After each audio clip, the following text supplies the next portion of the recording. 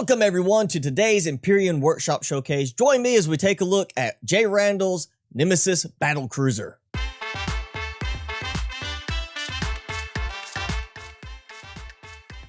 So today's design is the Nemesis Battle Cruiser from creator jrandall, and this is one that I've kind of waited on looking at just because I've done so many reviews of his ships, and he always has such a great design that he puts out. It really doesn't need me to sit there and tell you how good they are. The Nemesis is an unlock level 25 size class 8 capital vessel, and it is designed as kind of a combat co-op mobile base type thing. Hover vessel, small vessel carrier, farming, mining, just everything, battle cruiser, capital vessel. So starting at the back of the ship, of course, we're going to go in through the big hangar bay door and show you what everybody wants to see first, the hangar bay space. Because this is where you're going to be putting a lot of vessels in and doing, of course, your repairs and all your fabrication in here. So you can already see we have a large number of parking spots. Technically 8 parking spaces total, depending on how you divide up your hover vessels between them. But I think of it as more of put in the biggest vessels you can and just arrange them as best you can.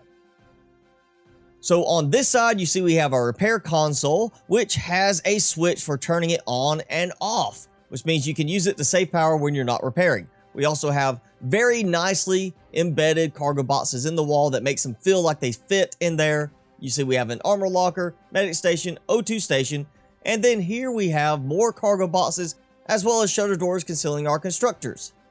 Flipping the switch here by the elevator for the crafting area covers will open up all of them on both sides. So you can see here we have ammo, which is ammo 2, the secondary ammo boxes. We have our repair station, 4, 5, and 6 advanced constructors here. We have 2 fridges, a food processor, and another armor locker. Then on the other side, we have our harvest cargo boxes with our warp drive fuel tank, 3 more advanced constructors, and more cargo boxes. And back here, our first set of ammo boxes. You will also find on each side a display that tells you the operational ammo required. And then at the back on the other side, we have another oxygen station, medic station, armor locker, more cargo boxes, and instead of a repair console, we have a gravity generator. So there are some interesting elements of the design here that I want to point out, and that is the additional placement locations for warp core and for your main core. In the very middle, there is a spot for a secondary warp core placement. So if you're taking heavy damage and the first one's destroyed, you can put your second one here and be back up and running. The main core is also placed up top, but if it's damaged, you do have an additional spot here on this side, as well as another spot on this side. Now here in front of the elevator, we do have a nice little sign that says, "Welcome to the Nemesis Battle Cruiser," and it mentions the multiple core location points, as well as the 2 warp core location points. And then there are also 3 cockpit areas, a mining cockpit, the main visible cockpit, and a secure bridge. Now here we have switches, as I showed you earlier, for the crafting area covers, of course, but also for the hangar lights, which means you can turn them off when it's nice and sunny outside and still be able to see during the daytime and cut down a little bit on your power consumption. Going through the elevator, we have another door that leads us straight through, and this is the front exit. This gives you foot access down to the planet side for when you just want to go out on foot or you need to deploy some of your troops down.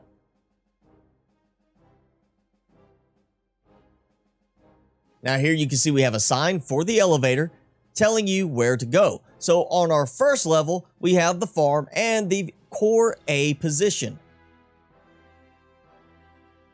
So coming in here, we have our farm, and you see we have quite a few grow plots, giving you plenty of growing capabilities.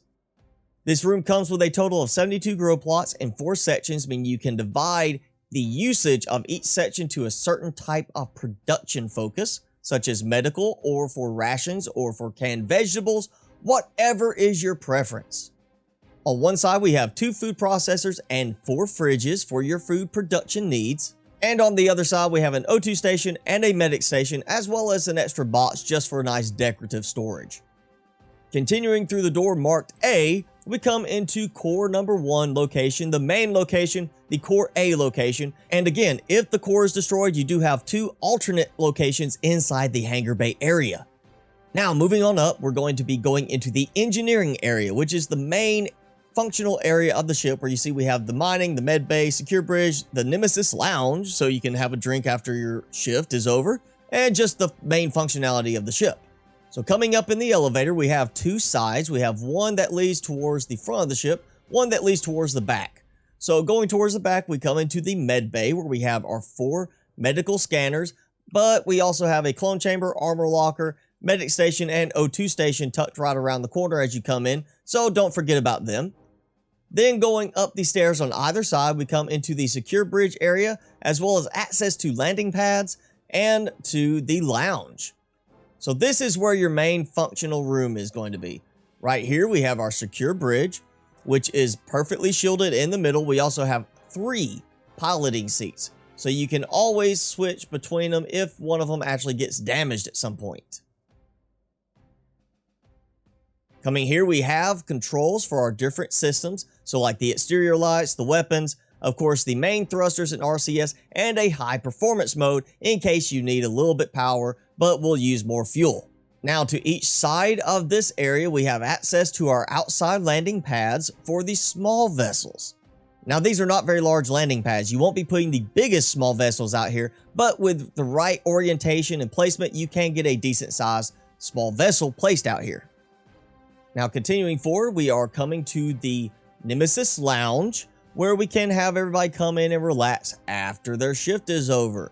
Very nice little scenic, relaxing place. People can come up, hang out, and just enjoy themselves with a nice view out the back over the hangar bay doors of whatever's out in space or on the planet itself. Now on both sides of the Nemesis Lounge, we do have doors leading down to the hangar bay area, meaning you have easy access to get down there to your hover vessels if you need to, or you get done driving a hover vessel, come back and park and want to run up for a quick drink up in the bar. Now, as we came into the lounge, we actually passed through the second elevator, and this is going to lead us up to another section. Here we have our crew quarters, where we have several bunk beds and closets, as well as access into a toilet and a shower. Then coming through this way, we come out to landing pad number 3, or landing pad C, which is up top and gives you a much larger small vessel landing pad, which, while it will not hold the biggest SVs in the game, it can handle something as large as the prefab dropship, the Prefab 5C. And continuing to the top of this elevator, we come into the main bridge. This is where we have the main pilot seat, as well as 2 passenger seats, and a very nice scenic view outside of the vessel. This is where you'll want to be flying most of the time, except when you are in combat. So we're not done yet. We do have another section of the front of the ship that we still need to check out. So going back through that elevator, next to the med bay, we come into this area where you see we have another gravity generator, as well as an offline protection. That means if your main gravity generator right here gets blown out, then you do have a secondary one in the back. We also have a ton of RCS in here, as well as our generators. And moving up here, you'll find your warp core in its primary position. Coming up this way, we are now in the mining bridge, which has a nice view back down the hallway, but more importantly is a control seat for flying the ship and aiming these 6 drill lasers out the front of the ship. There are no drill turrets on here because this will make it go much faster when drilling out an asteroid than a drill turret will. So once again, this is the Nemesis Battle Cruiser, and it's an unlock level 25 size class 8 capital vessel. It comes with 28 fuel tanks, giving you a total capacity of 158,400 fuel, and with the thrusters turned off, RCS turned off, weapons turned off, everything just sitting here nice and cozy and safe, it has right at 95 hours of use. It also carries 30 oxygen tanks for a total of 58,000 O2 capacity and needs 6,783 to fill it up, which is spread across 12 ventilators. In total, you have 4 oxygen stations, 4 medic stations, and the 1 clone chamber hidden away in the med bay. Now, when it comes to weapons, this has the maximum amount allowed for a capital vessel with standard game rules. We have 6 cannon turrets, 4 rocket launchers, 4 pulse laser turrets, the 4 plasma turrets, 8 sentry guns, 6 minigun turrets, 2 artillery turrets, 4 rocket launchers, 6 pulse lasers, and 6 flak turrets. Now for me, it's notable that it's missing a multi-turret, so if you're wanting to take apart a space POI, you will probably need to add that at some point and find a good spot for it. It carries a total of 36 cargo boxes and 8 ammo boxes, along with 6 fridges, 3 food processors, and the 6 advanced constructors.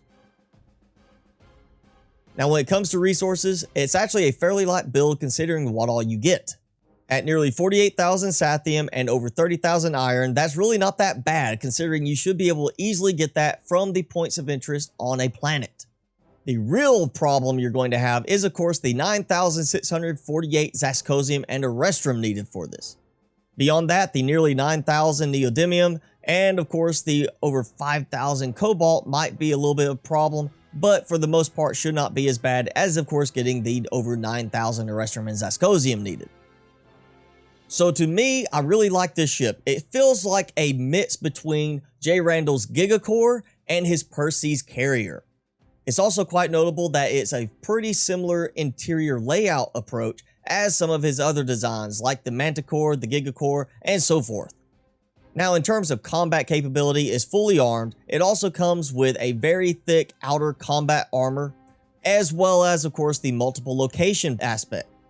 You have the 3 core locations, you have the 2 warp core locations, and you have 3 different cockpit areas that you can use for piloting. Plus, it does not suffer from a lack of maneuverability because of this.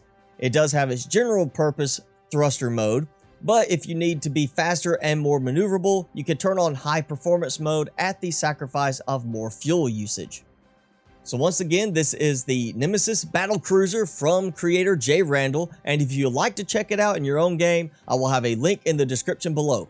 If you do check it out and like it, be sure to leave a thumbs up and a nice comment on the workshop page for jrandall. And of course, that is it for today's video. So if you enjoyed the video, be sure to leave me a like, leave me a comment below, and hit subscribe if you haven't done so already.